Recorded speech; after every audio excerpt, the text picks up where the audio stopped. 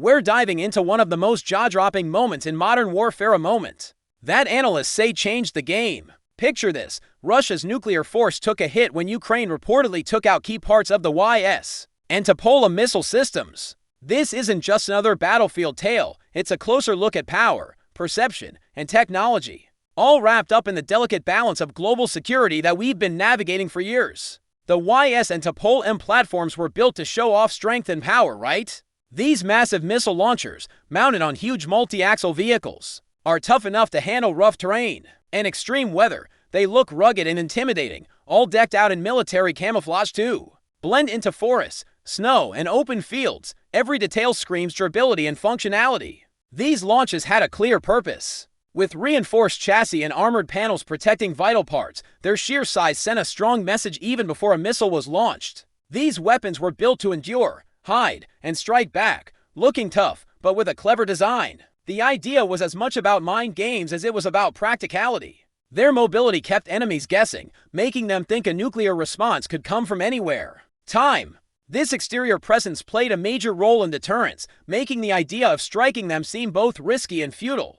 For years, military parades and official footage emphasized this outward strength, reinforcing the belief that these platforms were nearly untouchable. Inside these systems, the environment was far more confined and utilitarian. Space was limited, designed strictly around operational necessity rather than comfort. Control panels, digital displays, and mechanical interfaces filled the interior, all arranged to allow rapid action under extreme stress. Every switch, screen, and cable had redundancy built in, reflecting the expectation that these crews might operate under attack or electronic interference. The interior was not meant for prolonged habitation, only for precision, discipline, and execution when orders were given. When it comes to performance, the Yars and Topol-M were long considered the backbone of Russia's land-based nuclear deterrent. These missiles were designed for rapid deployment, short launch, preparation times, and high accuracy over intercontinental ranges. Solid fuel propulsion allowed them to be launched quickly, reducing vulnerability during the most critical moments. Their mobility meant they could constantly change position, complicating enemy surveillance and targeting efforts. On paper, their performance metrics were impressive, with ranges capable of reaching targets thousands of kilometers away and payloads designed to overwhelm missile defense systems. However, performance in theory does not always translate to performance in real conflict conditions. Reports and analyses surrounding their destruction suggest that Ukraine's evolving strike capabilities, intelligence gathering, and coordination played a crucial role. Precision targeting aided by real-time intelligence and possibly external support exposed weaknesses that were previously underestimated. The very mobility that once protected these systems became a challenge as predictable movement patterns, logistical trails, and communication signals provided opportunities for detection. The destruction of these platforms was not just a technical failure, but a strategic one, highlighting how modern warfare can neutralize even the most feared weapons through information dominance. Safety features were a critical aspect of these systems, both for the crews operating them and for preventing unauthorized use. Multiple layers of command authorization, encrypted communication channels, and physical security measures were built into the launch process. The missiles themselves included safeguards to prevent accidental detonation, ensuring that even if a launcher was damaged, a nuclear explosion would not occur unintentionally. These safety systems were designed to balance readiness with control, ensuring that the weapons could only be used under the strictest conditions. Yet, safety also brings complexity, and complexity can create vulnerabilities. The need for communication with command structures, the reliance on electronic systems, and the integration of sensors all introduce points that could be disrupted.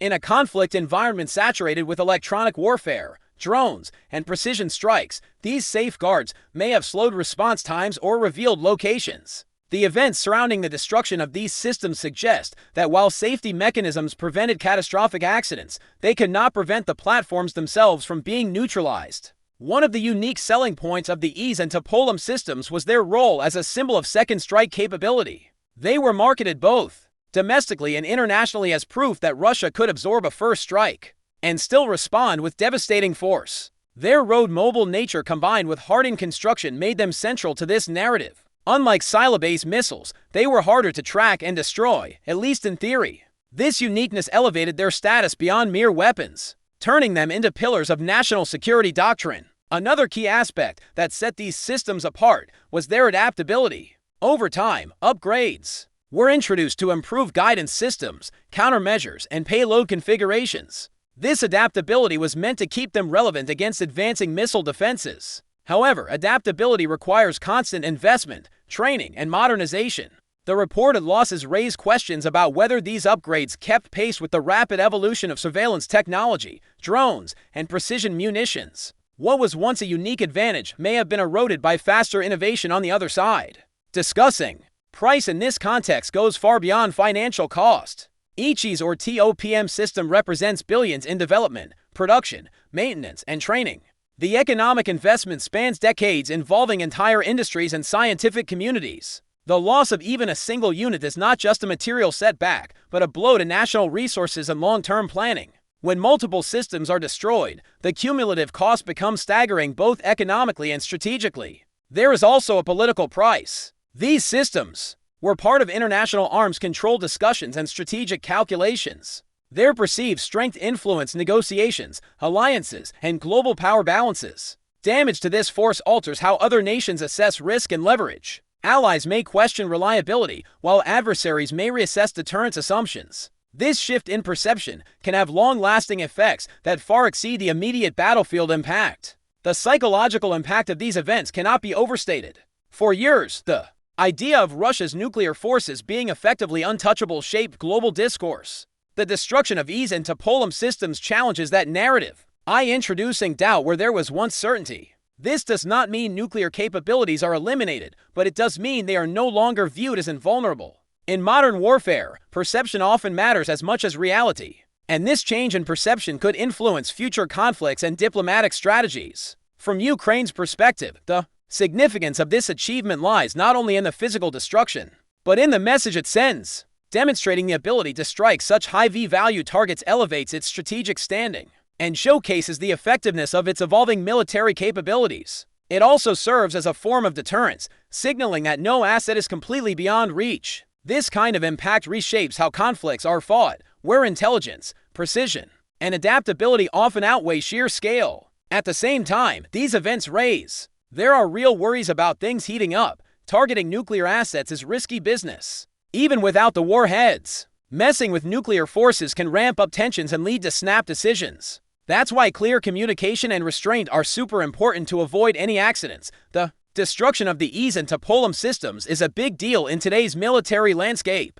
These platforms used to be the backbone of nuclear deterrence, but now they're showing some serious vulnerabilities against modern warfare tactics and precision strikes. Their tough exterior and fancy features can't shield them from the fast-changing battlefield. The huge role they played in strategy, along with their sky-high costs, means losing them hits hard. Not just in the moment, but in the bigger picture of conflict. It's time to rethink our old ideas about power, security, and deterrence. No system, no matter how strong, can escape change and new tactics as this conflict unfolds. The lessons learned here will shape military strategies and global security for years to come.